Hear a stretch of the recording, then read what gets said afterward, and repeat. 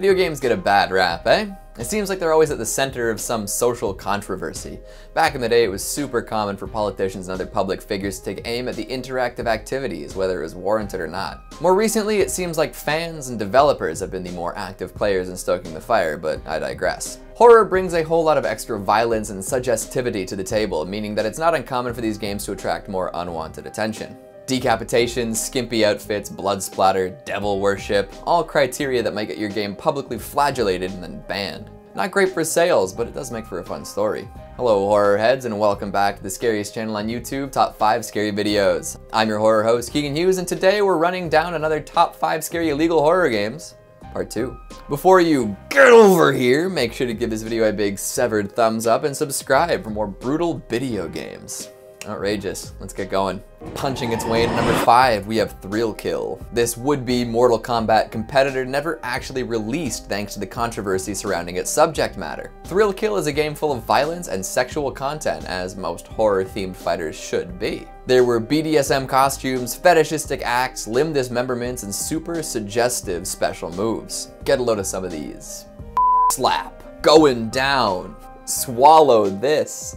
Classic. Unsurprisingly, it garnered an adults-only rating ahead of its release. Although, surprisingly, it wasn't because of the sexual content, as is with most games that get the AO rating, it was actually for its violence. Because of this, it never released. Near-finished builds were uploaded to the internet, though. So why was an almost finished game never released to the public? Well, around the time it was slated to hit the market, EA bought out the publisher, Virgin Interactive. Electronic Arts, being the worst and all, decided that the game would be harmful to their image and opted not to release it. In fact, they deemed it so offensive that they wouldn't even attempt to sell it off or have it released by somebody else. That's a thrill kill buzz kill if I've ever heard one. At the time, it was highly anticipated, a lot of people seeing it as the new Mortal Kombat of sorts. 4-person 3D gameplay, adult-themed characters, thrill kill finishing moves, it was shaping up to be the next big thing. Later down the line, when folks got their hands on the bootlegged version, they were a little disappointed though.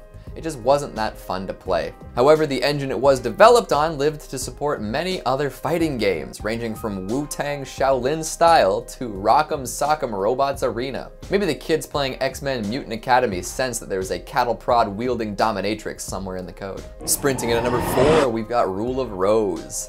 This survival horror game for the PlayStation 2 got banned all over the place for content that wasn't actually in the game. Seriously. It was at the center of a moral panic in Europe after a bunch of false information was circulated. The game itself is about a 19-year-old woman named Jessica who ends up trapped in a world run by young girls. The focus is on psychological horror, not shock and terror, and thus takes a look at the mysterious and misunderstood nature of young girls. It's largely inspired by Brothers Grimm fairy tales and the atmosphere of Silent Hill. You basically just run around with your dog and avoid doll-like creatures called imps for most of the game. There's a boss fight here and there and some mildly scary stuff that happens, but nothing seems too outrageous. The actual gameplay elements seem to have been overlooked in favor of how the game was perceived though. Sony decided against an American release, claiming that the elements of violence involving children didn't fit their corporate image. Publisher Atlas then stepped up to release it on their own. Around this time, a whole lot of rumors were circulated after a discussion about morality and violence in video games was published in the Italian magazine Panorama. There were allegations that Rule of Rose had scenes of children buried alive, sadomasochism, and underage eroticism, which were patently false. This did not stop people from running with the story though. European Union Justice Minister Franco Frattini led a campaign against the survival horror game, painting it as obscene, cruel, and brutal.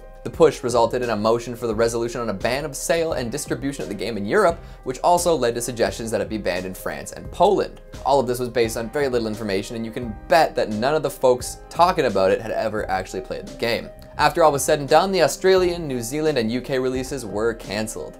Sheesh. For a relatively tame horror game, it garnered a lot of attention. Splattering in at number 3, we've got Splatterhouse.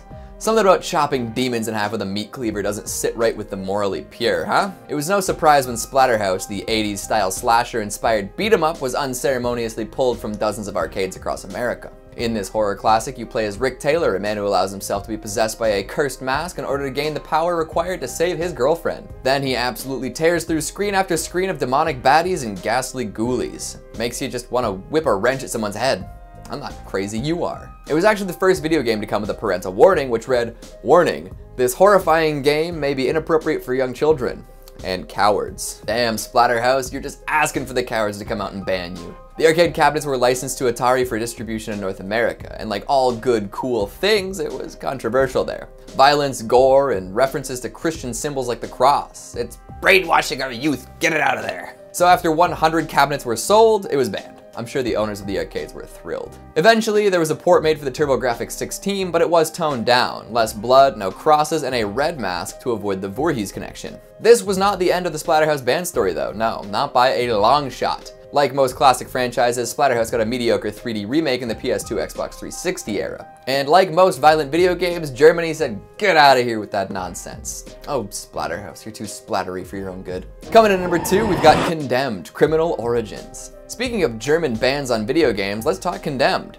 This first-person horror game found itself in a sticky situation in the land of Volkswagen. Known and beloved for its brutal melee combat using improvised weapons and CSI-style investigation elements, Condemned is one of the better-received horror games of the 2000s. You play as Ethan Thomas, a man framed for murder, looking for the serial killer who did him dirty. The population of Metro City is going insane and no one seems to have an explanation, so you're just gonna have to fight a bunch of homeless people as you piece together the mystery. One of the big gameplay elements involved using what's known as finishing moves, where you ruthlessly kill an enemy that you've incapacitated. This often took the form of snapping necks or headbutting people to death. German law abiders took issue with this and ended up confiscating all copies of the game because of a law that outlaws the dissemination of media that describes cruel or otherwise inhuman acts of violence against human beings in a manner which expresses or glorification or rendering harmless of such acts of violence which represents the cruel or inhuman aspects of the event in a manner which injured human dignity, which I suppose describes a lot of horror media. A major point that a lot of people took issue with was the fact that there was really no way to avoid these violent encounters in the game. No stealth mode, no tactical choices, just go ahead and beat a homeless man to death for being crazy. Fair enough. And finally, at number 1, we've got Assault Lay. Yeah, this is another one of those where I'd rather not say the title out loud. The real title is not, in fact, Assault Lay, it's something else, but I'm sure you get the idea. The contents aren't any better either. In this Japanese eroge game, you play as a stalker who likes to grope women on public transit. When he gets caught and called out by a teenage girl, he decides to use his father's political leverage to take revenge. The whole game is you stalking, groping, and then assaulting a family of 3. The ages of the people in that family range from 12 to 40. Not great. Thankfully, the stalker dies at the end no matter what, but does that really change anything? Many folks took issue with this game, garnering attention from British members of Parliament, the Women's Forum in Australia, and members of Equality Now, who wrote to the then Japanese Prime Minister Taro Aso in protest. After receiving all this attention, the game was taken off of digital marketplaces and eventually was restricted from being sold in Japan. This actually prompted the developers and publishers of similar games in Japan to ban foreigners from their websites to avoid further controversy. Huh.